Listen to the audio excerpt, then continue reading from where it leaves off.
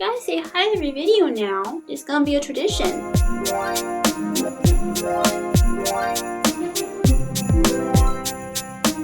Hey everyone, it's Eve. Welcome back to my channel. Me and Piper are here to say hello. She's trying so hard to not be a part of this right now.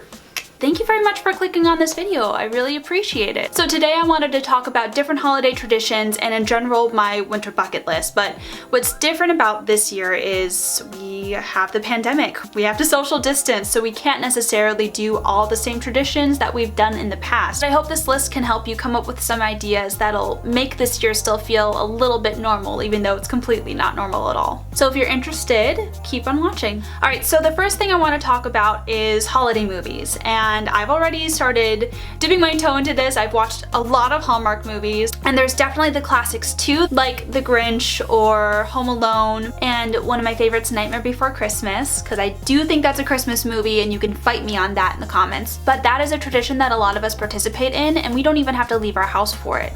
It's usually something that we turn on when it's already snowy outside and we don't want to technically go anywhere because we don't want to bundle up. And it's good to have something that's really lighthearted on TV. So that's my first thing on my winter bucket list this year that I want to accomplish, is just watching all of those holiday classics. Number 2 is lights gazing. This is something that I do every year. I hop into a car, grab hot chocolate, and I look at people's Christmas decorations outside their house. There are definitely some houses around here that go all out with synced up music and everything. They'll advertise like a little radio station that you could tune to inside your car and just watch the light show happen. But there's also some cool businesses in this area that have holiday lights every year. So in the Chicago suburbs, there's the Brookfield Zoo, and then there's the Morton Arboretum. Those are two of my favorites.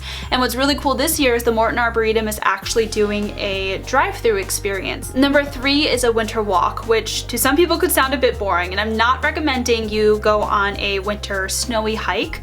That can be dangerous in some areas, and it's definitely not for everybody, but just walking outside in the snow and kind of viewing the sights and sounds and smells as well. One of the things that I encourage you to observe is how nature interacts with each other around this time of year. We do still have animals that are out and roaming around and foraging, but another thing that you can notice is the different colors of the season. These colors inspire the colors of Yule, which eventually inspire the colors of Christmas, and there's a lot of reds and greens and whites, of course, with snow, and all of it is supposed to make you think about the new life that is coming. So it's cool to walk around and just see the cycle unfold before you, and it's something that I've been trying to pay a lot more attention to and appreciate more this year. So number 4 is baking, cooking, holiday treats, holiday cuisines. And one of the reasons why I want to do this is because since we're not attending the big holiday parties that we're used to, I still want to have those foods at home with me. Growing up, my grandma used to make lasagna every year for Christmas Eve, and she passed away 4 years ago, and we haven't had homemade lasagna since then. So one of the things that I've decided to do is I'm going to make homemade lasagna for Christmas Eve. But I do think that food is such an integral part of holiday traditions. We're so used to having the same sort of tastes and smells at every single holiday party,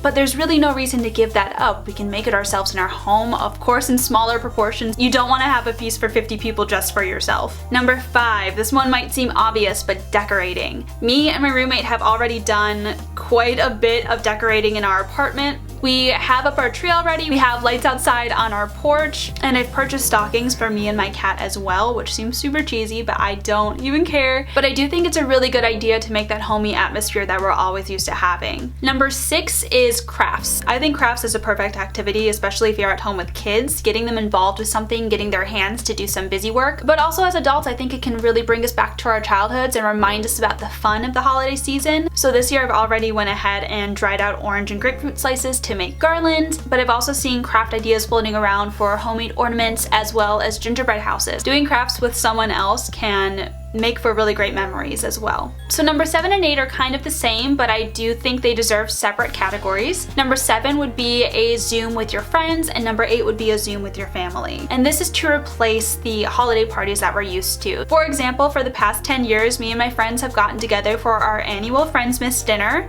and then of course I always meet up with my family for Christmas Eve and Christmas Day. But I don't think we have to sacrifice seeing and interacting with our friends and family even though we can't be there in person. We have Zoom, Zoom, we have FaceTime. There's so many different ways that we could be together. And if you're looking for activities so that there's no awkward silence, you could do like Netflix party, so you could watch a Christmas movie with them. You could do one of our favorite activities, which is a slideshow party. So you create a slideshow, you can make it a Christmas themed, everybody creates a slideshow, and they present their PowerPoints to the rest of the group. That sounds really nerdy, but it's actually fun. We've done it a few times this year already. Or if you're looking for an activity with kids, you could have one of your family members dress up as Santa and hop on FaceTime to let them know that they're going to be coming over to see them and asking if they've been good this year, all those kinds of things. So number 9 is learn something new. So I know a lot of us are still taking off time from work and from school for the holiday, and one of the ways that you could use that time is by picking a subject and just learning more about it. You can watch a documentary, read a book, listen to podcasts, those types of things. One of the things that I'm hoping to learn more about this winter is Yule and Celtic traditions and Celtic paganism and how that culture has inspired so much of our culture today. So I recommend picking something that you've always wanted to learn more about and just kind of taking that time off to dive into it. Learning for fun can be really fulfilling, and I think we've forgotten that. Alright, so the 10th thing on my winter bucket list is to give back. It's a little bit hard this year to volunteer in person for a lot of different charities, but if you can't donate time, you can always donate money or goods. I know this is upsetting to hear, but because of the way that this year has gone, a lot of people can't afford what they normally can. And so food pantries and homeless shelters and animal rescues are desperately in need of extra money and resources. So if you can donate food or coats or clothes or anything really, just ask around and see what they need so that people and animals in your community can still be comfortable this winter. I'm going to be listing below a couple of my favorite charities that you guys can donate to if you would like, but I would also love to see in the comments some of your favorite charities as well. Maybe we can get some crowdsourcing going. I think that would be really cool. So those are the 10 things on my socially distanced winter bucket list this year. I'd love to hear what you guys are planning on doing just to feel a little bit of normalcy, so please leave those in the comments below. Once again, if you guys like this video, go ahead and give me a thumbs up below, and if you want to see more of me, go ahead and click subscribe. Thank you again so much for watching, and I'll see you soon. Bye guys.